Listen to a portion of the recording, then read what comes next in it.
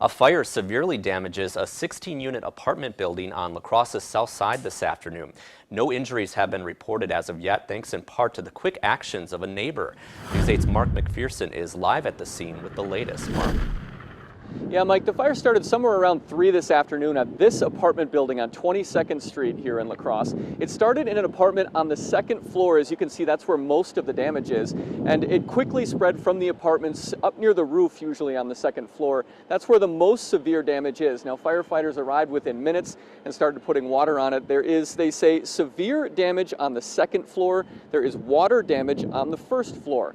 And as you mentioned in your introduction, no one was injured, and that is thanks in part to a neighbor, Kurt Grosse, who joins me now. Kurt, you're just across the street. You saw the fire? Yeah, I was actually just standing with the other neighbor speaking about the yard, and we got a whiff of smoke and looked across the street, and there was fire coming out of the eaves right here, and kind of looked at each other like, is this really happening? He ran in for assistance, and we yelled to some other neighbors, and I just started at this door and pounded and yelled fire and ran as quick as I could to get as many as I could out.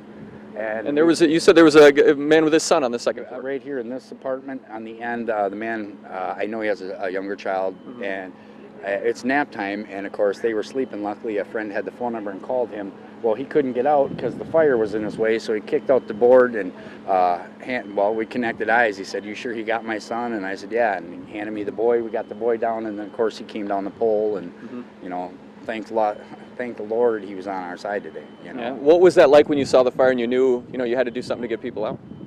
That was scary. It was. I'm still shaking, It's been a couple hours because there's a lot of commotion here. It's not something that happens every day, I was with my daughter all day, I took her to work, and we come home, and it's just a normal day, a beautiful day, and how it can just change so quickly. Changes quickly. 24 families, just uprooted, like no home. Yeah, and you have friends in that building. I have friends. That's why I said as I went by one door, I definitely pounded harder probably than the rest, but I couldn't stop at that one because I just wanted to get everybody out.